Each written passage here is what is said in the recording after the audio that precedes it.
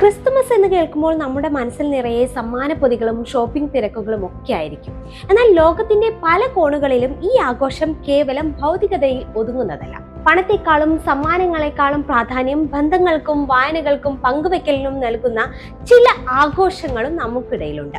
അതൊന്ന് പരിചയപ്പെട്ടാലോ? ആദ്യം നമ്മൾ പോകുന്നത് മഞ്ഞുമൂടിയ ഐസ്ലാൻഡിലേക്കാണ്. അവിടെ ക്രിസ്തുമസ് സമ്മാനമായി ഏറ്റവും കൂടുതൽ നൽകുന്നത് പുസ്തകങ്ങളാണ്. ഈ ആചാരത്തിന് ജോല ബോക്ക ഫ്ലോഡ് അഥവാ ക്രിസ്തുമസ് പുസ്തക പ്രളയം എന്നാണ് പേര്.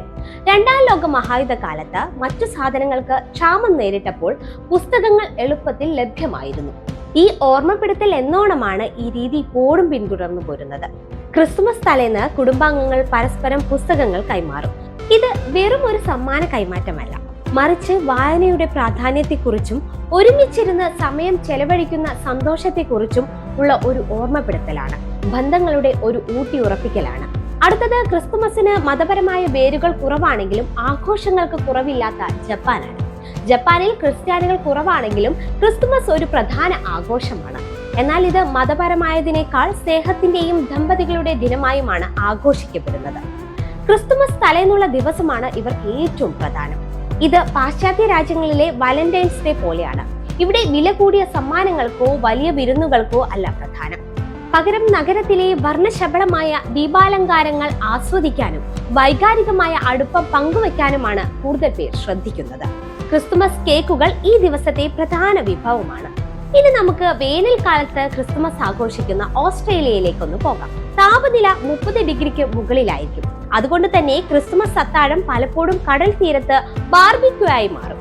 എന്നാൽ ഓസ്ട്രേലിയൻ ക്രിസ്തുമസിന്റെ ഏറ്റവും മനോഹരമായ കാഴ്ച സിഡ്നിയിലെ ബോണ്ടി ബീച്ച് പോലെയുള്ള സ്ഥലങ്ങളിൽ നടക്കുന്ന കരോൾ ബൈ കാൻഡ്ലൈറ്റ് ആണ്.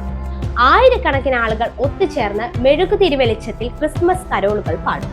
ഈ പരിപാടിക്ക് ലഭിക്കുന്ന സംഭാവനകൾ പാവപ്പെട്ട കുട്ടികളുടെ ക്ഷേമത്തിനായാണ് ഉപയോഗിക്കുന്നത്. ആഘോഷം, വിനോദം, അതോടൊപ്പം കാരുണ്യം, ഇതാണ് ഓസ്ട്രേലിയയിൽ ക്രിസ്തുമസ്. ക്രിസ്തുമസ് ആഘോഷം ഭംഗിയായി നിലനിർത്തുന്ന 2 നോർഡിക് രാജ്യങ്ങളാണ് ഫിൻലാൻഡും ഡെൻമാർക്കും. ഫിൻലാൻഡിൽ ക്രിസ്തുമസ് തലേന്ന് വൈകുന്നേരം പല കുടുംബാംഗങ്ങളും സെമിത്തേരികൾ സന്ദർശിക്കുകയും തങ്ങളുടെ പ്രിയപ്പെട്ടവരുടെ ശവകുടീരങ്ങളിൽ മെഴുകുതിരി കത്തിക്കുകയും ചെയ്യുന്നു. ഇത് നഷ്ടപ്പെട്ടവരെ ഓർമ്മിക്കാനും ജീവിതത്തിന്റെ നശ്വരതയെക്കുറിച്ച് ചിന്തിക്കാനുമുള്ള ഒരു സമയമാണ്.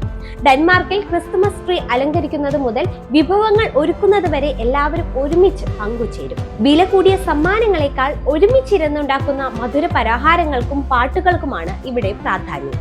കിഴക്കൻ യൂറോപ്പിലെ യുക്രൈനിലെ ക്രിസ്തുമസ് ട്രീ അലങ്കാരങ്ങൾ രസകരമാണ്. ഇവിടെ ക്രിസ്മസ് ട്രീയിൽ ചിലന്തി വലയുടെ ആകൃതിയിലുള്ള അലങ്കാരങ്ങൾ തൂക്കുന്നത് ഒരു പാരമ്പര്യമാണ്. പണ്ട് കാലത്ത് ഒരു പാവപ്പെട്ട കുടുംബത്തിന് ക്രിസ്മസ് ട്രീ അലങ്കരിക്കാൻ കഴിഞ്ഞില്ലെന്നും എന്നാൽ രാത്രിയിൽ ഒരു ചിലന്തി അതിൽ വല നെയ്ത ട്രീ മനോഹരമാക്കിയെന്നും പറയപ്പെടുന്നു. ഈ ഐതിഹ്യത്തെ ഓർമ്മിപ്പിക്കുന്നതാണ് ഈ രീതി. ഇത് സമ്പത്തിനേക്കാൾ ഭാഗ്യത്തിനും പ്രതീക്ഷയ്ക്കും പ്രാധാന്യം നൽകുന്നു. ഈ ആചാരം ഭൗതികതയേക്കാൾ പ്രതീക്ഷയുടെയും ലളിതമായ ജീവിതത്തിന്റെയും മൂല്യങ്ങൾ ഉയർത്തിപ്പിടിക്കുന്നു. ലാറ്റിൻ അമേരിക്കൻ രാജ്യമായ വെനസ്വലയിലെ ക്രിസ്മസ് ആഘോഷങ്ങൾ ലോകത്തിലെ ഏറ്റവും വർണ്ണാഭമായതും അതുല്യമായതുമായ പാരമ്പര്യങ്ങളിൽ ഒന്നാണ്.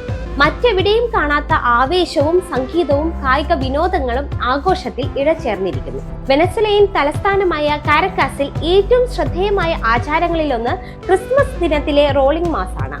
ക്രിസ്തുമസ് തലേന്ന് അർദ്ധരാത്രി മുതൽ ജനുവരി 6 വരെ നീളുന്ന ഈ കാലയളവിൽ വിശ്വാസികൾ പള്ളിയിലേക്ക് പോകുന്നത് കാൽനടയായിട്ടോ വാഹനങ്ങളിലോ അല്ല, മറിച്ച് റോളർ ബ്ലേഡുകൾ ധരിച്ചാണ്. ഇതിനായി നഗരത്തിലെ പ്രധാന റോഡുകൾ അതിരാവിലെ അടച്ചിടും. റോളർ ബ്ലേഡുകൾ ധരിച്ച ആയിരക്കണക്കിന് ആളുകൾ പള്ളിയിലേക്ക് പോകുന്ന ഈ കാഴ്ച കാണാൻ തന്നെ മനോഹരമാണ്.